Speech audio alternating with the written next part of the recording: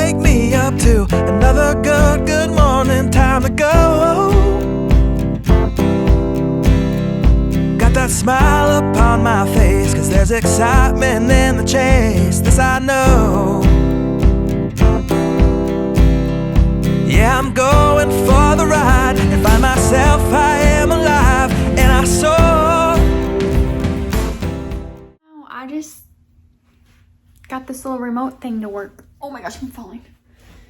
Okay. Oh, okay.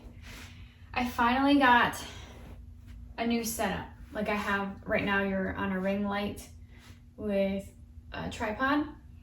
And then I have a little stand for my desk too. I had to buy new ones because my older ones that I bought are in Maryland. And I just have a feeling that they're not gonna make it back to me. There's that. Anyways, I got new ones. The only thing I need to still repurchase is a gimbal. If you don't know what a gimbal is, it's just like a rig that you can put your phone in, and it like smoothly transitions your videos, so like it follows a subject in the screen, so that it like smoothly pans instead of like choppy, like up and down and crazy. That was expensive, and it sucks that I let it go to Maryland, but whatever, moving on. So I'm Buckle, come here. Can you sit? Can you sit? Sit. Good boy. Good boy. Okay, so I'm making this video because I have a new book that I've illustrated that has just come out. It's being published on Amazon. It's called It's a Dog's Life, ... lessons. It is so, the writing is so cute. I didn't write it. Caitlin McCarthy wrote it. And she has like all the lessons that her dog taught her and then a little poem about it. And it's adorable. Her writing is amazing. And then I did little character illustrations for them of like different dog breeds on each page. And so I have been getting a lot of questions about this new book, but like I didn't publish it, so I don't really know the publishing process. And yes, I do illustrate for people who are creating children's books.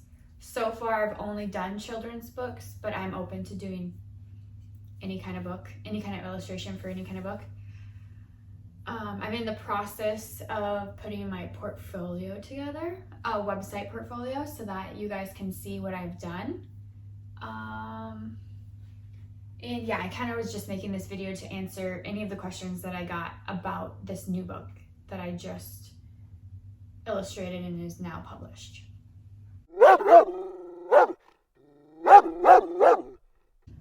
Okay, so the first question that I was asked was, how do I create my illustrations?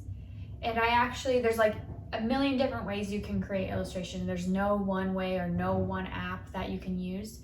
But what I personally use is an app called Procreate, which costs, I think, like $11, like $10.99 or something. But it has everything you need, like all different kinds of brushes. It has like, you can upload and download photos and files and stuff to it. It's probably the best app I have personally used for sketching and illustrating. And then I also create it on my iPad Pro with the iPencil. I had the iPad Pro version, I think the 2018 or 2017 for the longest time, and then the old Apple Pencil. And I just updated to the new iPad Pro with the new Apple Pencil that like is magnetic and sticks to the side. Still getting used to that. It's a little tricky just in general with adapting to that new iPad Pro with the pencil. But that's the device I use to create all my illustrations.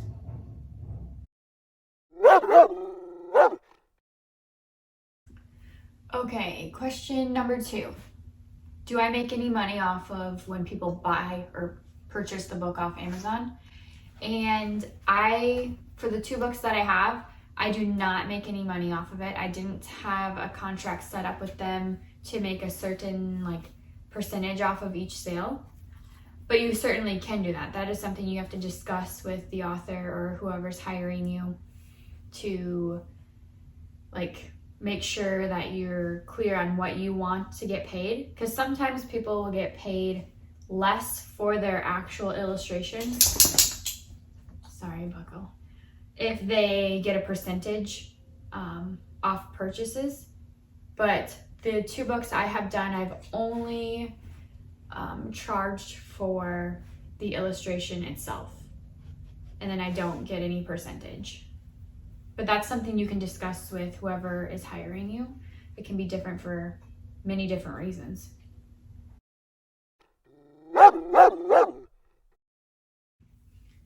Oh, sorry, Buckle had to be taken outside.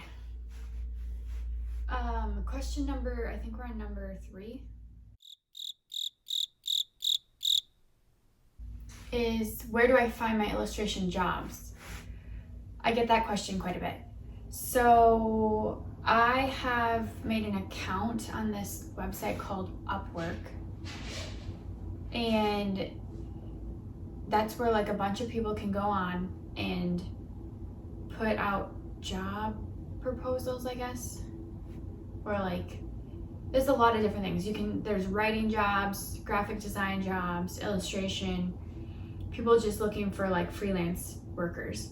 And as a freelancer, you can go on and apply to those jobs, and then people will look at your resume, look at your portfolio, and set up an interview and then go forward from there. So my main place that I get jobs for illustration has been Upwork so far. There's a lot of different websites you can use. I know that people use LinkedIn to find freelance jobs. You can just search freelance jobs on Google. I would have to say though, it is a lot harder recently to find to be hired for freelance jobs, because since the whole COVID pandemic thing happened, a lot of people started working from home and started becoming freelancers. So there's just a lot more applications and a lot more people looking than before. So it has been a little bit harder to find jobs, but it's still possible. So I'd still try Upwork or any kind of site that's similar to Upwork if you're looking for freelance illustration jobs.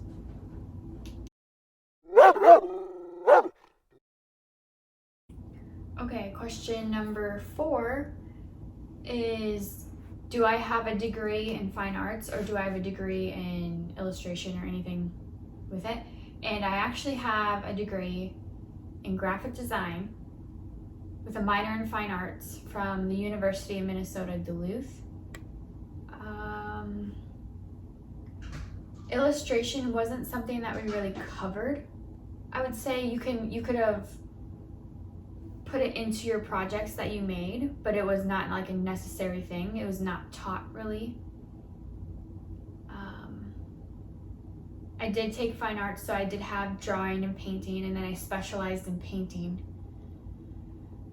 which I would say helps a lot with your illustrations and how you look at things,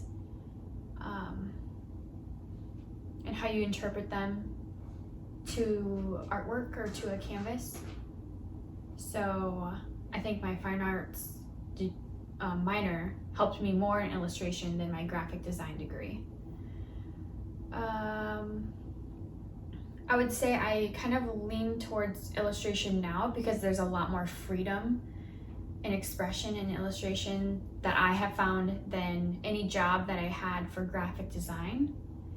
The jobs that I worked for graphic design were print shop jobs. I did vehicle wraps, I did decals, banners, signs, let's see what else, t-shirts. So I've had quite a bit of a variety of experience with design, But in the jobs that I had, it was more like you have to make the design of whatever the client wants. You have to also please your boss and please the client. And sometimes your boss likes something the client doesn't. The client likes something the boss doesn't. And you're like stuck in the middle and you're trying to please both people, which can be very frustrating. And then in the end, most of the time your designs, they might like look all right and they might be exactly what the client wants, but design-wise, it breaks all the rules. It's not necessarily your style. You don't get to have the freedom. You have to make it to what someone else's wants or ideas are. So I kind of lost interest in that quite a bit. I wanted to express more of my style and interpret things in a way that like people can relate to it, but also I'm not being told to do it this way or nothing at all, because most of the time people like ugly design. That's just a thing. That just happens. If it's their idea, they're gonna love it because it's their idea, not because it looks good. And it's kind of hard to say, like you don't want to come up to a client and be like, you know what, I know your idea is something you've been working on for a long time, but it sucks. I'm sorry. You're gonna actually hit your target market way better with this kind of design, with these kind of colors, and simplifying it. Like, sometimes they just don't get it. But that's all right. You have to make money somehow, and sometimes you have to take the risk and go out on your own, which is what I did.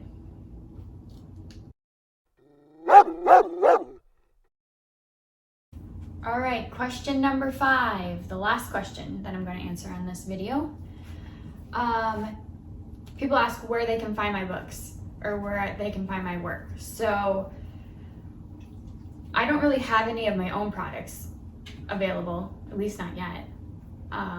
So I don't have like a website where you can buy my work or anything. But my books that I've illustrated are available, both of them are available on Amazon. It's A Dog's Life Lessons is on Amazon, and then Butterfly Bella, the 1, 2, 3s with Butterfly Bella is on Amazon as well. And then the Butterfly Bella one is also in Barnes & Noble. So you can for sure order them online.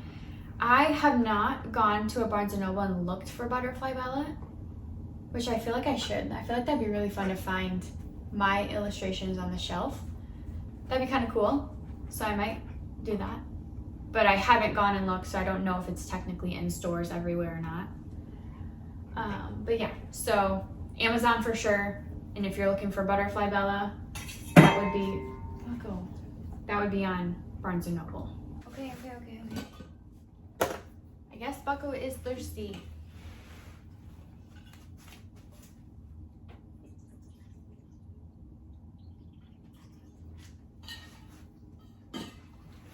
I swear, Bucko only has to go out, or he's thirsty, or he needs to eat only when I'm filming. Thanks, Bucko. Such a turd. All right. That is it for this video. If you guys have any more questions, you can comment them. You can go on my Instagram and message me, or you can email me if you feel like it. Thank you for watching, and I hope to have some more videos about my illustration and my job and anything that you guys find interesting about me, I guess, in the future. So let me know if you have any ideas for me.